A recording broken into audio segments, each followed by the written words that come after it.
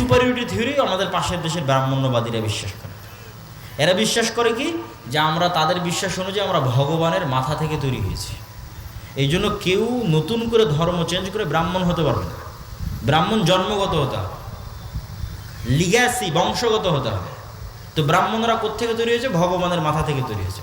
আর বাকি ক্ষুদ্র, তারপরে হচ্ছে কি বলে বৈশ্য, ক্ষত্রিয়, যত ওদের যে জাত পাতের যে ভেদ আছে, নিম্ন শ্রেণীর হিন্দু যারা আছে, বলি দেওয়া লাগলে ওদের ছেলে মেয়েকে বলি দাও, যা করা লাগবে সব ওদের, কাজ করবে ওরা, খাটবে ওরা, ব্রাহ্মণরা বসে থেকে খাবে, বাকি সব গোলাম।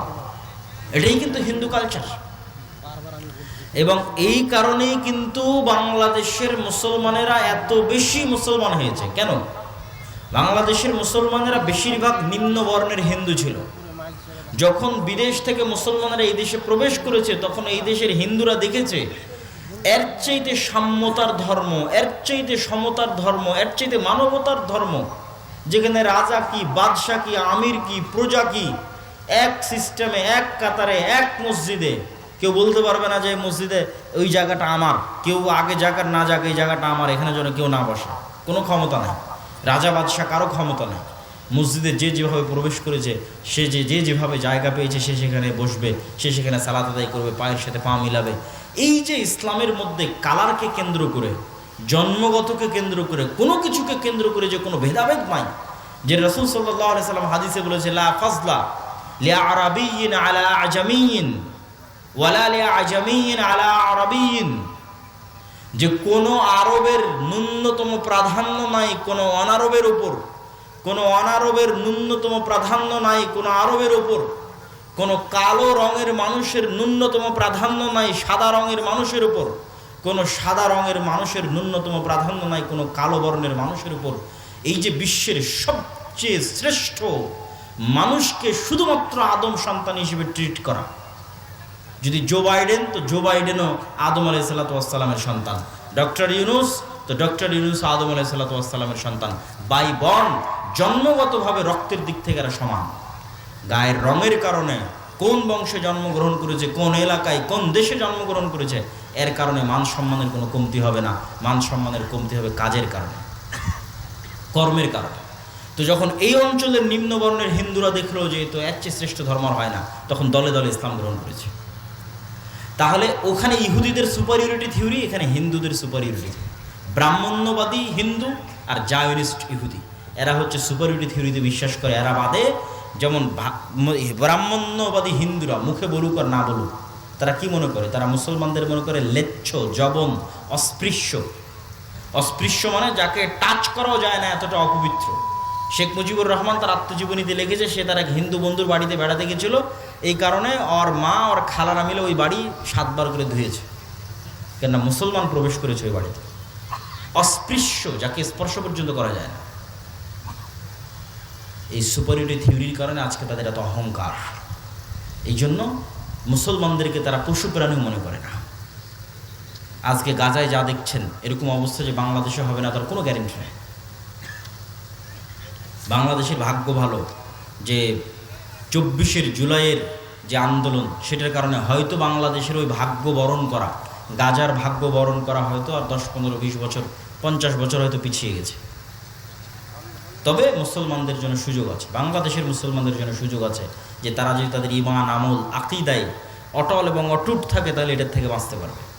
আমি সেই আলোচনাটাই করছিলাম, আবারও আলোচনার মূলে ফিরে যাই, যে আমরা মুসলমানদের এই যে অধঃপতন, এটার এই শিকার হয়েছে, এটার কারণ কি? আমি বলছিলাম যে এটার মানদণ্ড ফিলিস্তিন দিয়ে দাঁড় করানো যাবে। কিভাবে ফিলিস্তিন দিয়ে দাঁড় করানো যাবে? এই ফিলিস্তিন যখন ওমর রাদিয়াল্লাহু তাআলা আনহু বিজয় করে, এই ফিলিস্তিন যখন সালাহুদ্দিন আইয়ুবী বিজয় করে, তখন আপনি এবার ইতিহাস পড়েন কি ছিল ওমর রাদিয়াল্লাহু তাআলা আনহুর কাছে। আল্লাহর কসম করে বলতে পারি, আমি আল্লাহর কসম করে বলতে পারি, আজকে একটা মুসলিম দেশের যা ক্ষমতা আছে, তার 60% ক্ষমতা ওমর রাদিয়াল্লাহু তাআলা আনহুর ছিল না। আজকে সৌদি আরব, তুরস্ক, মালয়েশিয়া, পাকিস্তান, বাংলাদেশ, মিশর, এদের যে দুনিয়াবি যে ক্ষমতা আছে, তার 60% ক্ষমতা ওমর রাদিয়াল্লাহু তাআলা আনহুর ছিল না। রোমান এম্পায়ারের সাথে তুলনা করলে কিছুই না।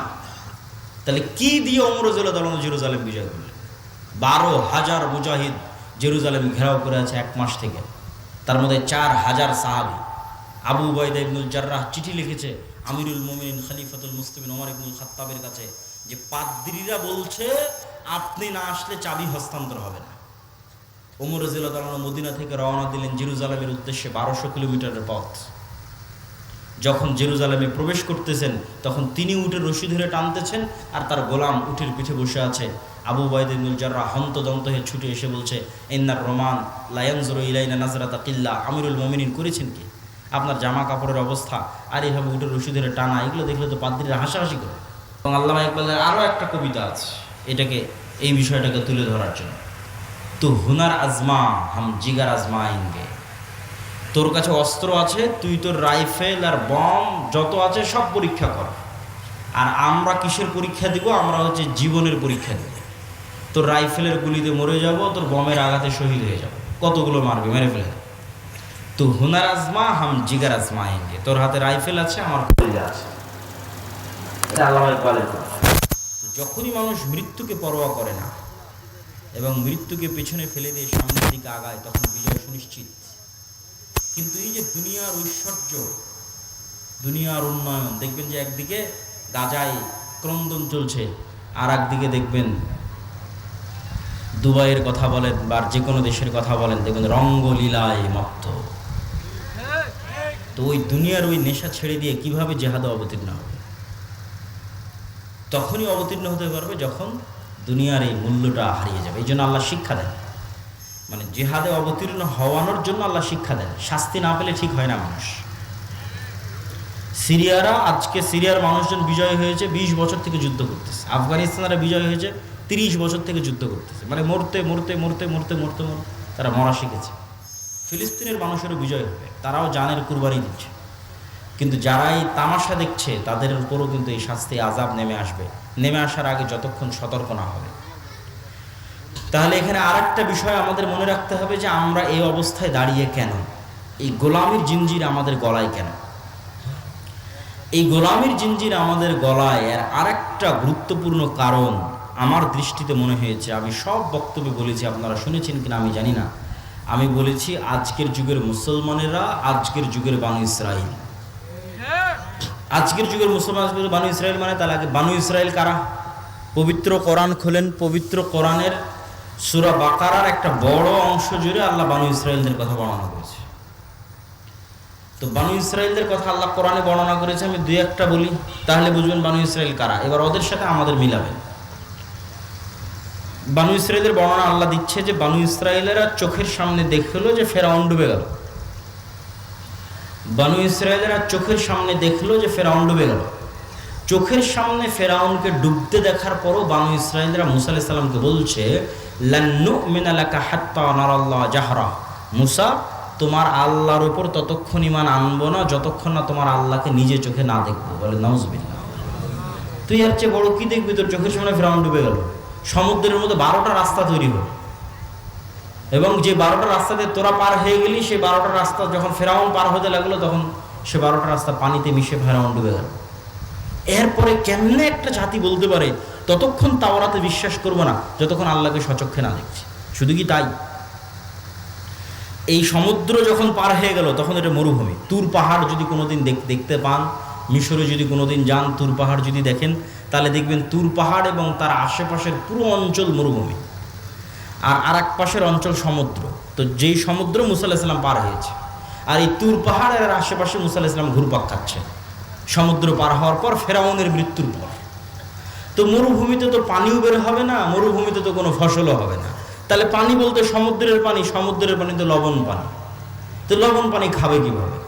ওয়াইজ ইসতাসকা মূসা লিকওমিহি ফাকুলনা যরিব বিআসাকাল হাজার ফানফাজারাত মিনহু ইসনাতা আশারাতা আইনা।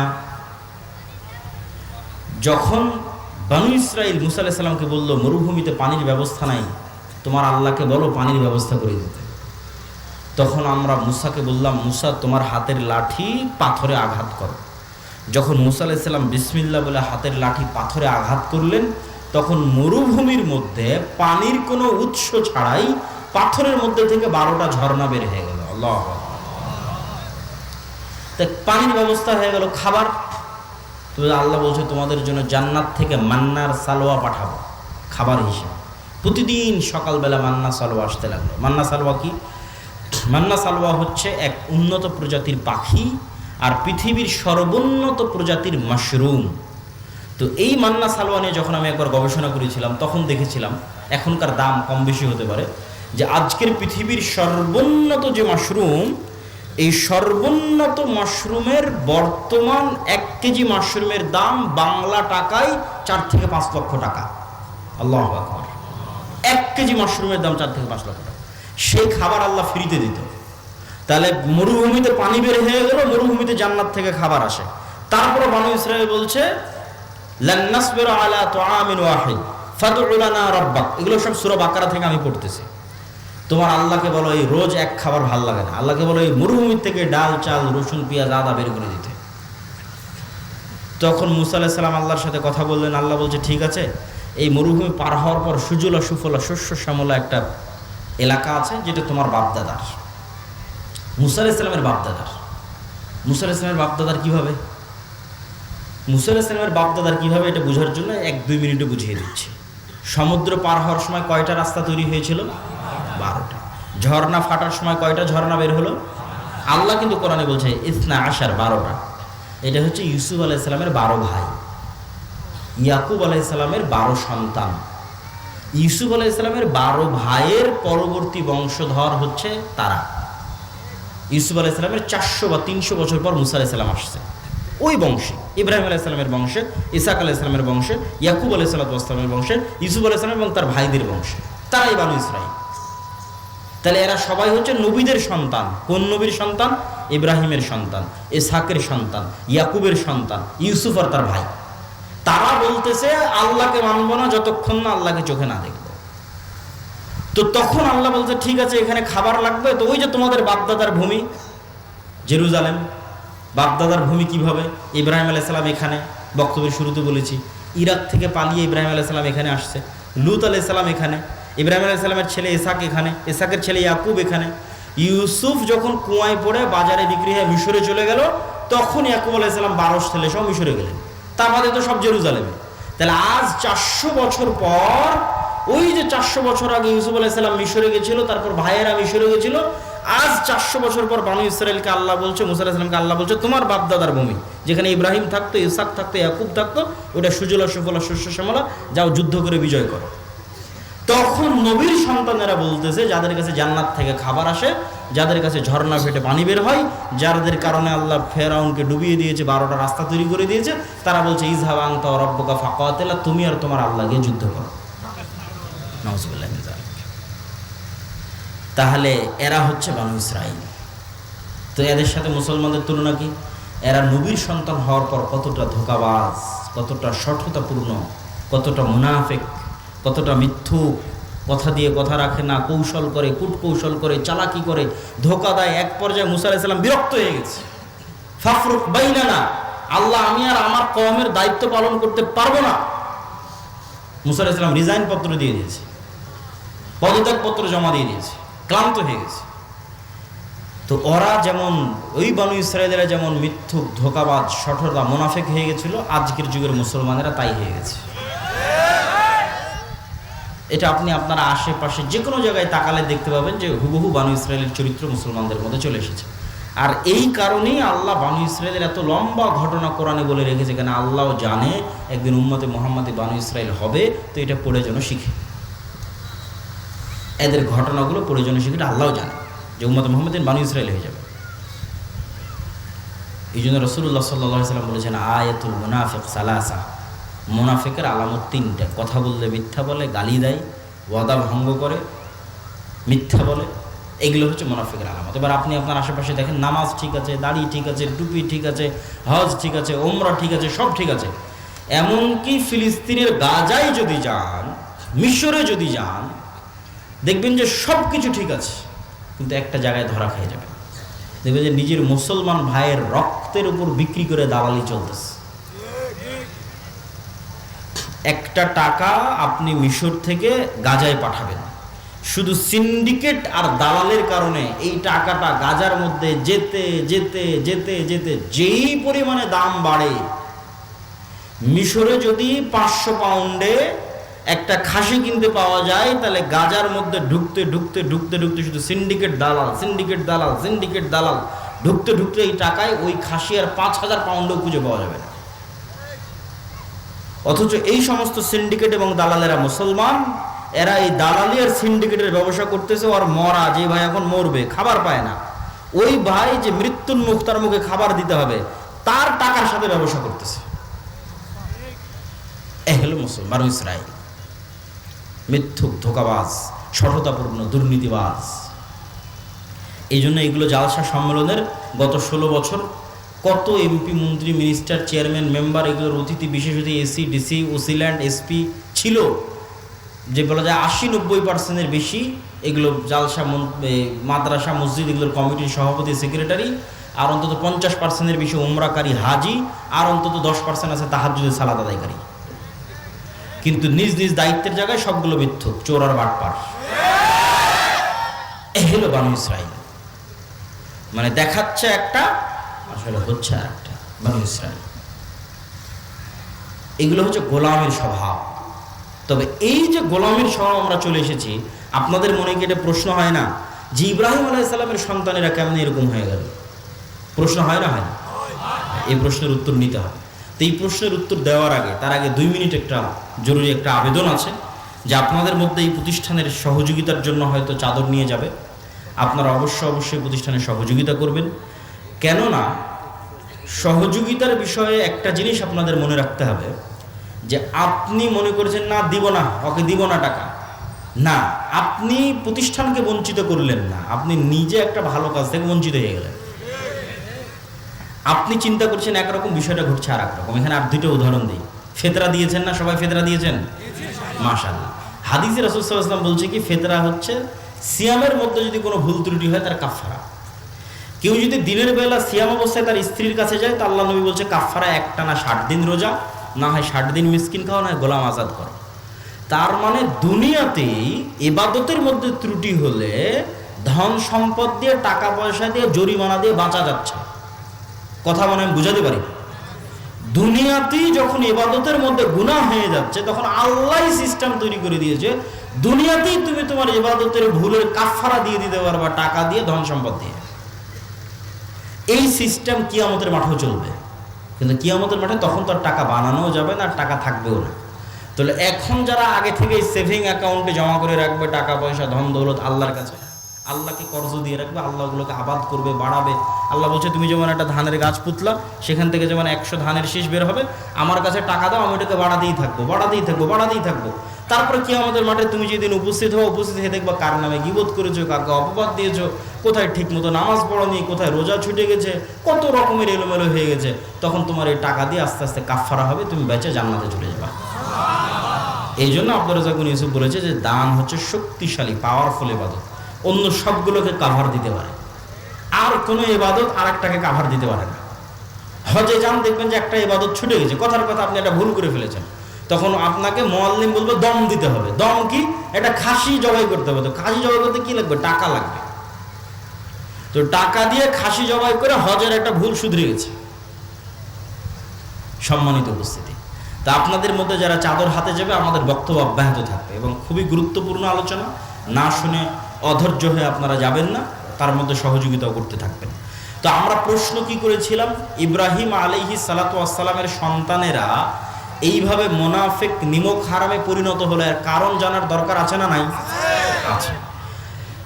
আমি আমার গবেষণায় যে কারণ বের করেছি, এবং আমার মনে হয়েছে এটাই কারণ, ইতিহাস তার প্রমাণ বহন করে, ইতিহাস তার সাক্ষী বহন করে।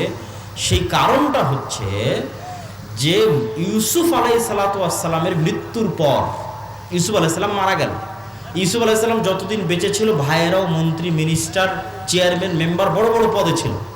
ইউসুফ আলাইহিস সালামের মারা যাওয়ার পর যেই বংশের সাথে জোট করে ইউসুফ আলাইহিস সালাম ক্ষমতায় ছিল, ওই বংশের নাম হাকসুস বংশ। ওই হাকসুস বংশের পতন হয়ে নতুন বংশ ক্ষমতায় আসলো, তাদের নাম ফেরাউন, ফারাও। এই ফারাওরা বললো যে আগের হাকসুসদের মারবো তো মারবো, ওদের সাথে যাদের জোট ছিল ইউসুফ আর এদের ভাই, এদেরকেও মারবো। তো যখন ইউসুফ আর এদের ভাইদের মারতে গেল, তখন বড় বড় জ্যোতিষী, বড় বড় পাদ্রী, জাদুকরেরা বলল, এই ফারাওরা শোনো, তোমাদের যদি কোনোদের ক্ষমতার পতন হয় তাহলে বানু ইসরাইলদের মধ্যেই পতন হবে, ইউসুফ আর ইউসুফের ভাইদের মধ্যেই এমন সন্তান জন্ম নেবে যে তোমার ক্ষমতাকে ধ্বংস করে দিবে। তো ফেরাউনের মাথা আরো নষ্ট হয়ে গেল, আরো জুলুমের স্টিম রোলার বাড়িয়ে দিল। তো এই জুলুম চলল 300 বছর। ফেরাউনের জুলুম বানু ইসরাইলের উপর চলেছে 300 বছর। 300 বছরে বানু ইসরাইলদেরকে গোলাম বানিয়ে রাখা হয়েছে, এবং গোলাম বানানো হয়েছে দুই ভাবে। এক, সুদী অর্থনীতি। আপনি বলেন ওই যুগে আবার সুদী অর্থনীতি কোথায় থেকে আসলো? জি, কারুন হচ্ছে ফেরাউনের যুগের মানুষ। কারুন সমগ্র মিশরে সুদী অর্থনীতি পরিচালনা করত। সুদী অর্থনীতি দিয়ে, লোন দিয়ে, যেহেতু গোলাম হয়ে গেছে, টাকা নাই, টাকা লাগলে লোন নিতে হবে, লোনের উপর আবার সুদ, লোনের উপর আবার সুদ। একদিকে লোনের উপর আবার সুদ, আর একদিকে পলিটিক্যালি কোনো ক্ষমতা নাই, পুরুষ সন্তান জন্ম নিলে জবাই করে দাও, ভয়ঙ্কর অবস্থা। তো 300 বছরের গোলামিতে তাদের ব্যক্তিত্ব, আত্মমর্যাদা, আত্মসম্মান সব ধ্বংস হয়ে গেছে। যেমন আমি যদি একটা উদাহরণ আপনাকে দিই, যে ধরেন এখানে দুইজন গোলাম বসে আছে, আমি বললাম যে এই যে একটা রুটি তোমাদের জন্য দিলাম, তখন এই দুই গোলাম 3 দিন থেকে না খেয়ে আছে, টাকা পয়সা উপার্জনের কোনো রাস্তা নাই, যেহেতু গোলাম। টাকা নিতে হলে সুদের ভিত্তিতে লোন দিয়ে নিতে হবে কারুনের কাছ থেকে। সুদের ভিত্তিতে লোন দিয়ে নিতে নিতে বেশি লোন হয়ে গেছে, ওটাও শোধ করতে পারে না, তাহলে কই যাবে? তখন এই দুই গোলাম ওই একটা রুটিনে কাড়াকাড়ি লেগে গেছে। তো একটা রুটিনে কাড়াকাড়ি লেগে গেছে, একটা রুটিনে মারামারি লেগে গেছে। তাহলে একটা রুটির জন্য গোলাম কি বলবে? মিথ্যা বলবে। একটা রুটির জন্য গোলাম কি করবে? আরেকজনকে মারবে। একটা রুটির জন্য গোলাম কি করবে? আরেকজনকে হত্যা করবে। একটা রুটির জন্য গোলাম কি করবে? দুর্নীতি করবে। একটা রুটির জন্য গোলাম কি করবে? ধোঁকা দিবে। এইভাবে তখন গোলামের নেচার তৈরি হয়, মিথ্যা বলা, ধোঁকা দেওয়া, মুনাফিক হওয়া স্বভাব তৈরি হয় যখন মানুষ গোলাম অবস্থায় বড় হয়।